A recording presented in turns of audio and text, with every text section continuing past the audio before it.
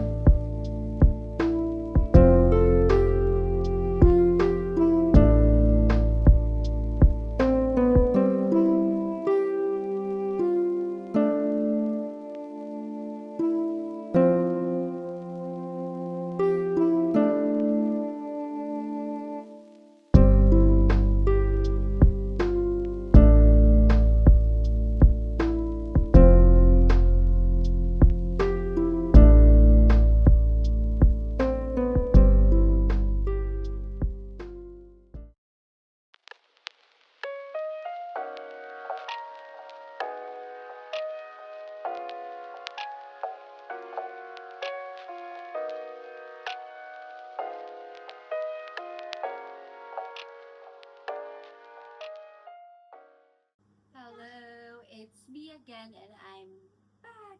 It's Thursday again, and we just finished having breakfast, nature study, and playing with the kids, and just making them busy while I prepare and take a bath and everything. So today, medyo busy din ako because I will fix her grades in her examinations.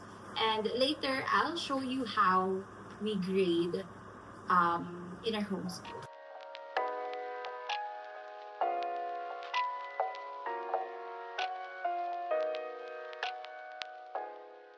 Okay, so this is how I grade my daughter's work or narrations. So we're doing Charlotte Mason method, and it's more on memory work, comprehension, and writing, oral and written narration. So anyway, Charlotte Mason method because I think Charlotte Mason believed that kids, you can really assess, not really assess. I mean, you can you'll know when they really understand what they're reading, or what they've learned based on how they tell or narrate about it.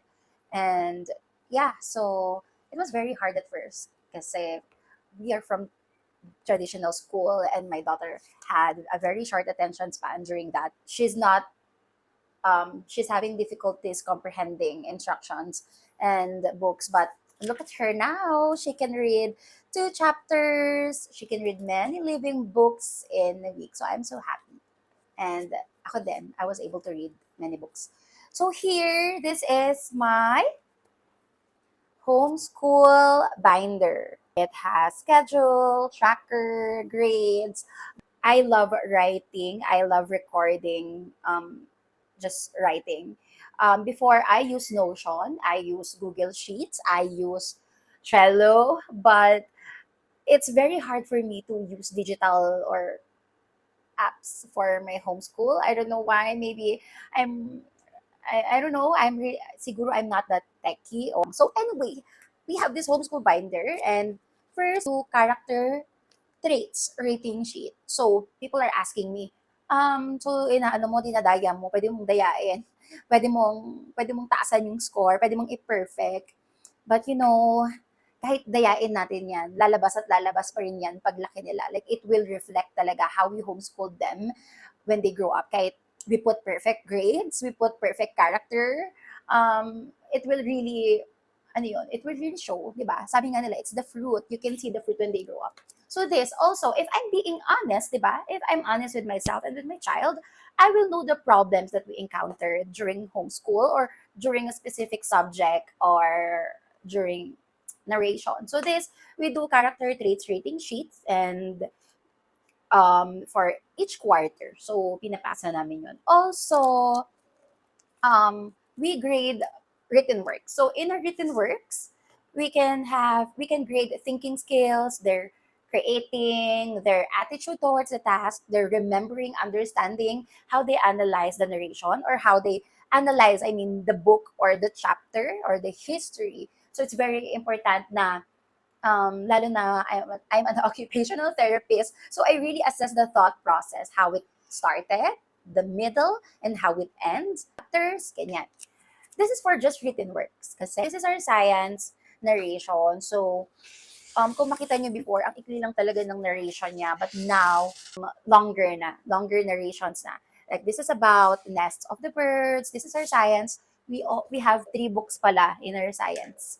Tapos, we also do the performance task. Ano yung mga performance tasks? We have the oral narration or something, you do a project or ano ba, they do sit works or activities related to that narration. So what I do, minsan we play and then we narrate or we do activities and then we relate to that book or narration or topic. So that's when I know if na-understand niya. Even the math, our good and beautiful math, after that, we talk about it, we narrate, not really asking questions, but more on letting them talk.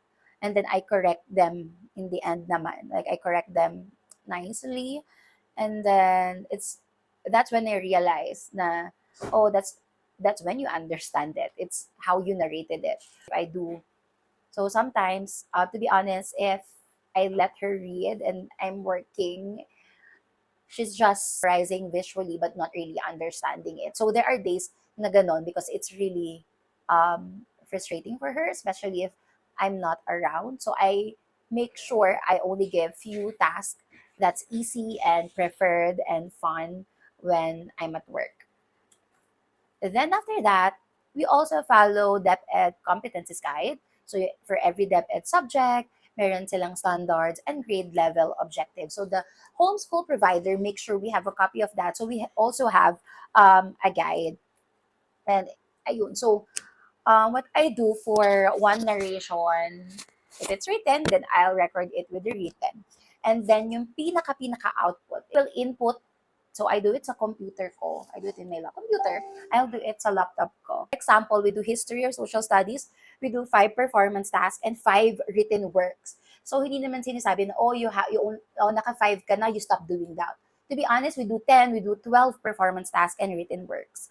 Kasi we do it every day. Naging habit na rin sa amin. When you narrate, we talk about it, we write, and it really helps with the writing lalo. Also, I noticed when writing, we're using the Briam font for writing. So, nakita ko na ang ganda ng sulat niya. Like, nag-improve. It's really Briam font. So, I'm not sure when kami mag-practice ng script or cursive. Pero alam ko, she knows how to write cursive because galing nga kaming traditional school. Also do our examinations. We record narrations, record while they're drawing, record while they're doing activities or projects. That's our examinations. So more on memory work.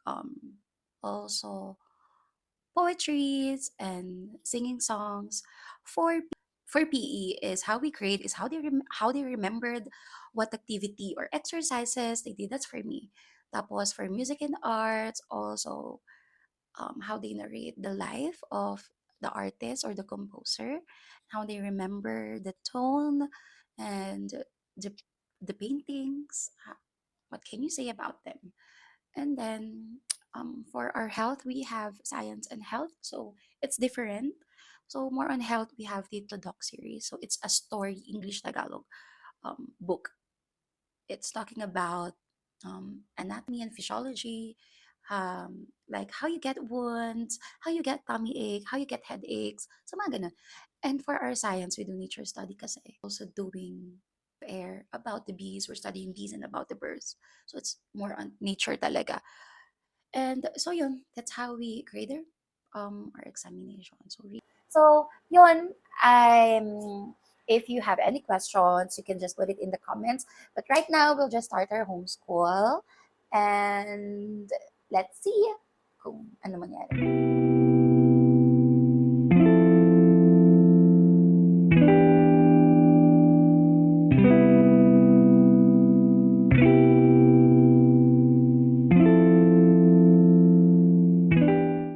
So I just wanted to share that my husband is here. I needed help for my homeschooling, and I have work meetings. So nag-break lang sila, and they're studying for exams by next week, and I'll do the grades pa.